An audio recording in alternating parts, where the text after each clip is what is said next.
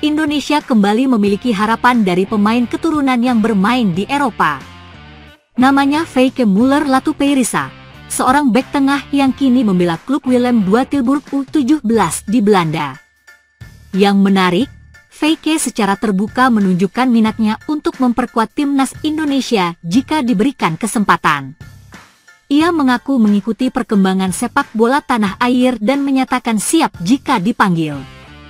Ia juga mengetahui bahwa timnas U17 Indonesia pernah lolos ke Piala Dunia, yang menjadi motivasi tersendiri baginya untuk bisa mengenakan seragam merah putih.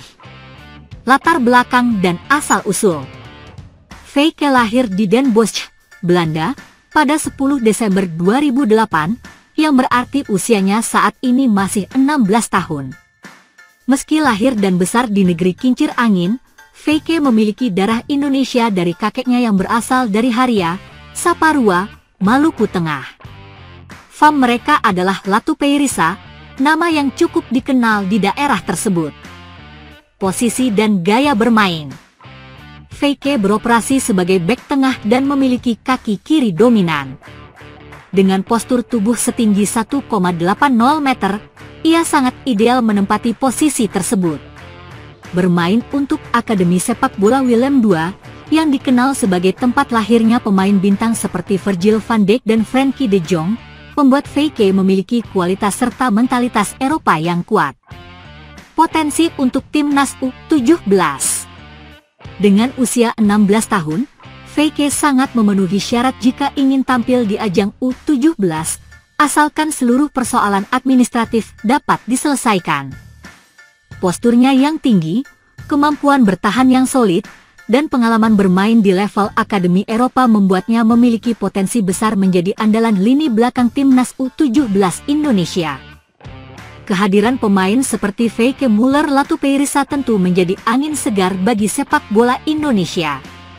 Jika PSSI mampu menjalin komunikasi dan memberikan jalur naturalisasi atau pemantauan sejak dini, Indonesia bisa memiliki bek masa depan yang tangguh, berpengalaman, dan bermental juara. Kekalahan telak yang dirasakan timnas Indonesia atas Korea Utara di Piala Asia U17 2025 mendapat sorotan dari sejumlah pihak. Seperti diketahui, timnas Indonesia gagal melanjutkan perjuangan di Piala Asia U17 2025 usai tersingkir di perempat final. Dalam laga yang berlangsung di King Abdullah Sports City Hall, Senin, 14 April 2025, malam WIB tersebut, timnas Indonesia kalah telak 6-0.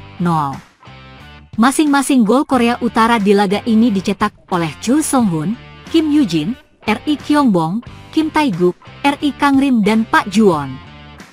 Kekalahan 0-6 dari Korut merupakan satu-satunya kekalahan timnas Indonesia U17 sepanjang mengikuti Piala Asia U17 2025. Pada fase grup, Muhammad Zahabi Goli dan kawan-kawan selalu meraih kemenangan, yakni menang 1-0 atas Korea Selatan, menang 4-1 atas Yaman, dan menang 2-0 atas Afghanistan. Sebelum mengalahkan timnas Indonesia, penampilan Korea Utara sepanjang ajang Piala Asia U17 2025 sempat mendapat sorotan sejumlah media asing. Salah satunya dari media Korea Selatan, Net.com, yang merasa janggal dengan kondisi fisik para pemain Korea Utara. Dalam salah satu ulasannya, media tersebut tak yakin jika skuad Korea Utara saat ini merupakan pemain berusia 17 tahun lantaran kekuatan fisik mereka yang sangat tangguh. Kekuatan fisik tersebut yang jadi kunci Korea Utara bisa melaju ke babak semifinal Piala Asia U17 2025 dengan status tim paling produktif. Tercatat, Korea Utara mampu mencetak 12 gol dari babak penyisihan grup hingga perempat final saat mengalahkan timnas Indonesia.